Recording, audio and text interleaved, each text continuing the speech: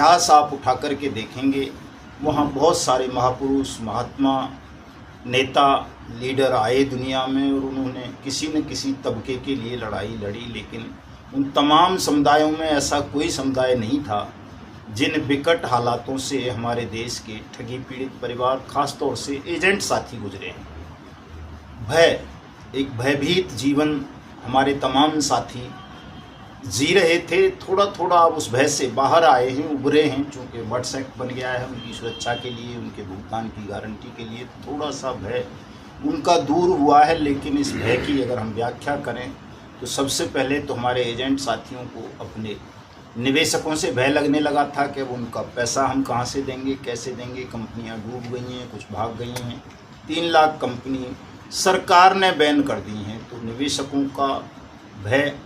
फिर तमाम साथियों ने निवेशकों को, जो दबंग टाइप के निवेशक थे, उन्होंने दबंगता दिखा दिखा करके मुकदमे भी दर्ज कराए, तो उसकी वजह से पुलिस का भय हो गया।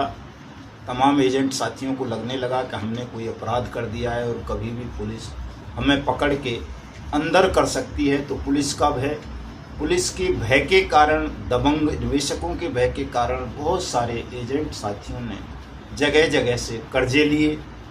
तो जो कर्जों में फंस जाता है उसका तो दुख मैं समझता हूँ विधाता भी नहीं समझ सकता। उसका दुख तो असीम किस्म का होता है। और ये जो कर्ज की बीमारी है, देश में नहीं, हमारे में, हिंदुस्तान में, सारी दुनिया में जितनी भी ज़्यादा आत्महत्याएं होती हैं वो कर्ज के जंजाल में फंस जाने के कारण होती हैं। कि आदमी कर्ज के जंजाल में फंस जाए और उसको अपमानित किया जाने लगे समाज द्वारा, तो ऐसा व्यक्ति आत्महत्या कर लेता है।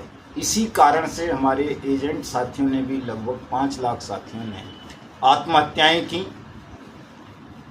और हमने इस भय को निकालने के लिए कि उनको निवेशकों से भय न लगे, पुलिस से भय न लगे, हमारे एजेंट साथियों को वो कर्ज से भयभीत ना हों, समाज से ना भयभीत हों, किसी और चीज़ से ना डरें, उसके लिए ही हमने ठगी पीड़ित जमाकर्ता परिवार तपजप नामक संगठन का गठन किया।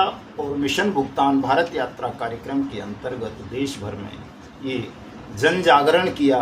जागरूकता शिविरों के माध्यम से, ज्ञापन के माध्यम से, सत्याग्रह, धरना प्रदर्शन, प्रेस कॉन्फ्रेंस इत्यादि के माध्यम से कि साथियों अब आपको किसी से भी डरने की ज़रूरत नहीं है। चूँकि आपके भुगतान के लिए सरकार ने और एजेंट साथियों को सुरक्षा देने के लिए अनियमित जमा योजनाएं पाबंदी अधिनियम 2019 बना दिया है। और जैसे जैसे इस कानून का हमने प्रचार प्रसार किया, लगभग 20 राज्यों में भुगतान पटलों की स्थापना हुई, भुगतान के आवेदन लिए जाने लगे, तो साथियों के मन से डर कुछ दूर हुआ और उनमें एक साहस का, शक्ति का संचार हुआ। लेकिन दुर्भाग्यवश ये लड़ाई भी काफ़ी लंबी खिंच गई। लगभग 2 साल होने को जा रहे हैं हमें भी लड़ते लड़ते इस कानून के क्रियान्वयन के लिए, भुगतान के लिए।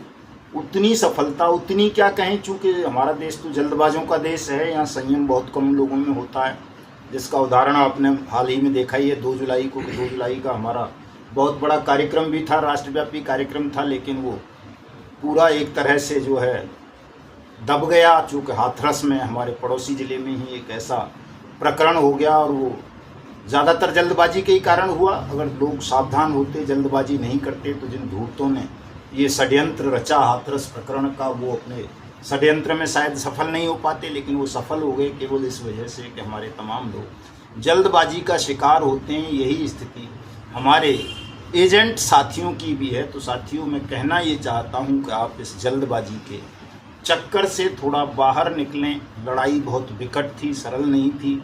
ऐसे डरे हुए लोगों को लड़ाई के लिए तैयार करना, उनमें भरोसा पैदा करना और फिर उन्हें लड़ाई के लिए तैयार करना बेईमान सिस्टम से और ठग साम्राज्य से, ये बड़ा कठिन काम था। ये काम अगर इतना सरल होता तो शायद बहुत लोग इसको कर चुके होते हमसे पहले। जब हम दृष्टिपात करें तमाम चीज़ों पे, तो कोई भी साथी इस काम को नहीं कर सका। इसका मतलब ये काम सरल नहीं था, बहुत कठिन था, अलग किस्म का काम था। लेकिन आज इसमें अगर हमको इतनी सफलता मिली है कि हमने लाखों लोगों को मौत के मुंह से बाहर निकाल लिया है, उनमें लड़ने का साहस पैदा कर दिया है बेईमान सिस्टम से, ठग साम्राज्य से, तो बहुत जल्दी हम इस लड़ाई को जीत लेंगे, आप सबका भुगतान होगा, ये तो तय है। मैं बार बार कहता हूँ कि मोदी जी को ही करना होगा ये। अगर मोदी जी नहीं करेंगे तो उनके साथ फिर हमारी लड़ाई भी बहुत विकराल होगी और हम दिखा देंगे मोदी जी को भी और तमाम राज्यों की सरकारों को भी कि आप में जनता से ज़्यादा शक्ति नहीं है, आप सच में जनता के नौकर हो। और अगर आपने जनता की सेवा नहीं की, अपने स्वामी का हुक्म नहीं बजाया, कानून बन जाने के बाद भी इस कानून के अंतर्गत सबका भुगतान नहीं किया, एजेंटों का उत्पीड़न नहीं रोका गया, तो हम आपके स्वामी होने के नाते, देश की जनता होने के नाते आपको सत्ता से बिना चुनाव के भी कान पकड़ करके बाहर निकाल सकते हैं। ये ताकत हमारे पास है और धीरे धीरे अपनी ताकत का एहसास देश को होता जा रहा है। और 31 जुलाई को शहीद आजम ऊधम सिंह जी के शहादत दिवस पर हम ये सिद्ध कर देंगे कि सत्ता में बैठे हुए लोग कितने भी ताकतवर क्यों न हों, ठग कितने भी ताकतवर क्यों न हों, फिर भी वो जनता की ताकत के सामने कीड़े मकोड़े से ज़्यादा उनकी ताकत नहीं है। और अंततः आपको, हमको, सबको जीत मिलेगी। हम पूरी तरह से सत्य के मार्ग पर हैं, न्याय की लड़ाई है, विधि पूर्वक है, कानून सम्मत है, लोकतांत्रिक है, अहिंसक है। हम सिद्ध कर देंगे 31 जुलाई को कि किसी भी सरकार के पास सत्याग्रह से बड़ी ताकत नहीं है। सत्याग्रह सबसे बड़ी शक्तिशाली चीज़ है और इसके सामने न केवल नरेंद्र मोदी जी